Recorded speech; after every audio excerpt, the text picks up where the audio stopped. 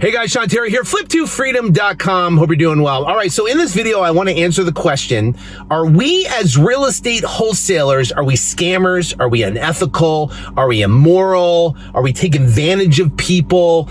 I want to answer that in this particular video and share my thoughts on that, because over the last 19 years, there have been times I had struggled with that question, and I got very clear on specifically what we do, who our client is, and how we do it.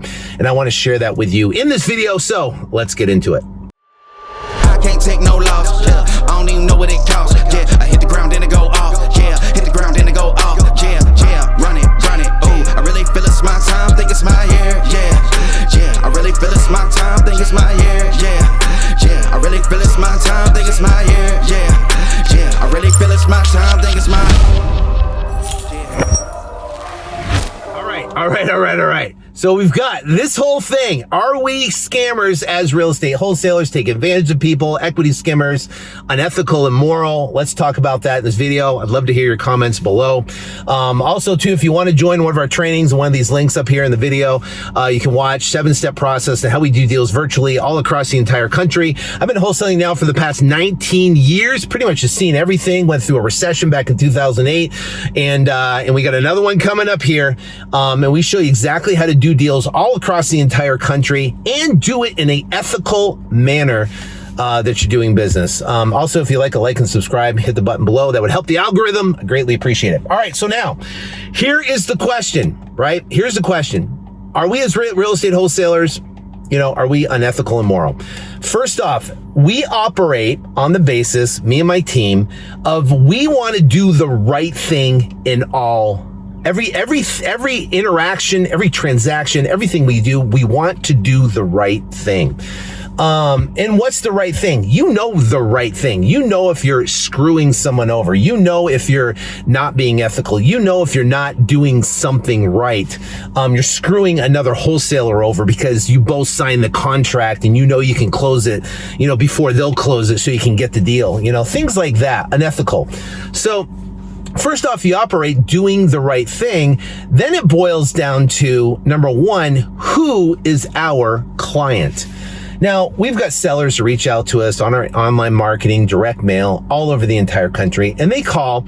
And if you understand who our client is, from all these people that call, there are about 95% of the population that don't need our services, and they are best served to go list their property on the MLS with a realtor, clean up their property, declutterize it, paint, maybe, fix up some stuff and whatever, get the property listed, put in the MLS, and get the highest price possible in the length of time possible, because time's not an issue. Money's really not an issue. They can get the property cleaned up and they can list it for the top price. So that's number one. So that person is essentially not our client. So if they call us and they say, and we ask and you say, hey, what's your situation, Mr. Seller? And they go, well, I'm just trying to look for the highest price possible. I'm going to list my property, or I'm thinking about listing my property. I just want to see if I can get a good cash offer on the property.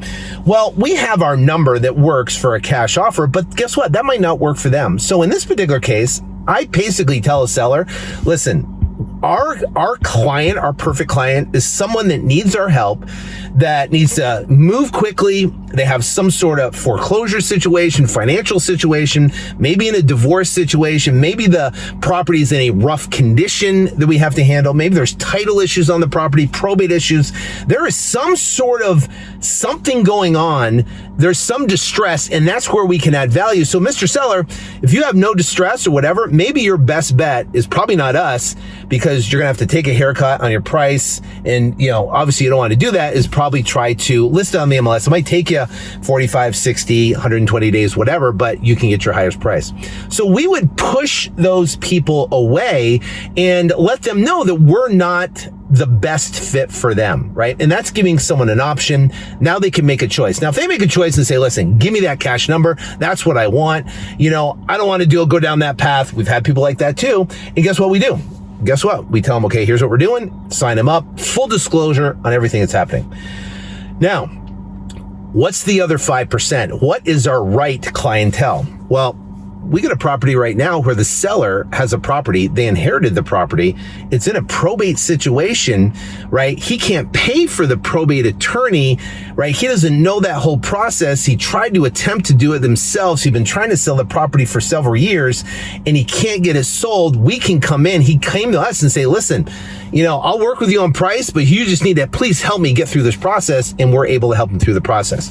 That is our client. We can add value to that situation. Another situation where foreclosure comes up and it's going to sale next week and they're going to lose their house, lose their equity, lose their credit. Going to sale next week. How can we add value to that situation? Well, guess what? We can get that deal done. We can either find a way to get the deal done, to get them some money, save their credit, save the house, be able to, get them as much equity out of the house as they possibly can. We can save that deal. Got another deal. Well, there's a squatter that's been living in the house for 2 years. The seller is out of state. They haven't, they've been paying on this mortgage, dealing with this house. They can't sleep. They're at their wits. What do I do with this house? Well, guess what? We were able to have someone go over there. We wrote a letter. We put a $20 bill in the letter and said, there's more money to come if you work with us on moving out of the property. We have them slide it under the door. Guess who called us? The squatter called us. We were able to negotiate a deal to pay them to move out and work with us on help us selling the property. Got that property sold, and we're going to get that deal closed. So guess what? Those are just scenarios or examples of deals that are our type of clientele. So someone that has, is not worried about time, the house is in fairly clean condition, and they have time, they don't have to worry about cleaning it up or anything like that, and they can just list it on the MLS and get the highest price.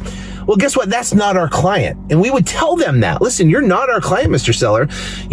With us, you're going to take a haircut on your price, and you could do best by trying to list your property with a realtor. You could probably clean it up, turn around, sell it, and you could do that way. Now, if they refuse, obviously, then you can work with them. So our clientele needs to sell, and we become their advocate. We've cleared title issues. I've been on the phone and negotiated with 4 different family members that all hated each other. And we had one brother that refused to sign unless he got all the money. How do you solve that problem? Well, guess what? We solved that problem. We got that house. Now a new family lives in that house. Someone bought it, fixed it, sold it. New family lives in the house. And it's a win-win all the way around. There are situation after situation where we shine as a real estate wholesaler and what we do to help people out of situations. Now, if you got a grandmother that calls, she doesn't understand the value of her property, and you persuade her, mislead her, misguide her on this, and you get the contract signed, and you're kind of swindling the deal, and it's worth $400, and you sign it for $200, and you sell it for whatever. You know what I mean? That is not what we do. Why?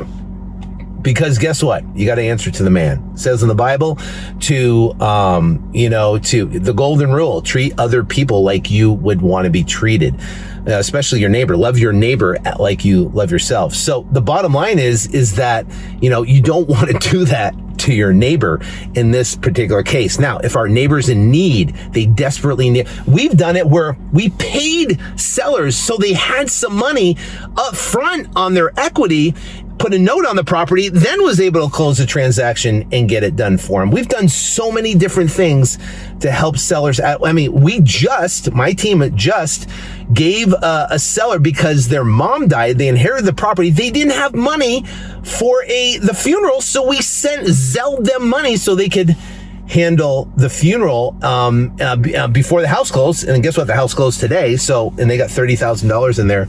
Super excited about it and happy to get through that whole process. The bottom line is, if you're doing the right thing, and if they're not your right client, guide them in the right direction. If they are your client, great. Most of the transactions we do that are good deals, we give the seller what they want, right? We give the seller what they want, or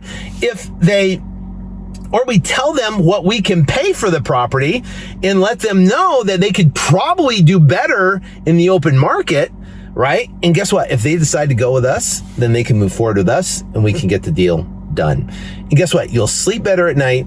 You'll know you're doing the right thing. You're servicing the right clientele. And it's a win-win-win situation all the way around. That's how you want to transact. So I hope this helps. If you could do me a favor, like and subscribe this video, share it if you would, and I will see you in the next video. God bless. I can't take no loss. Yeah.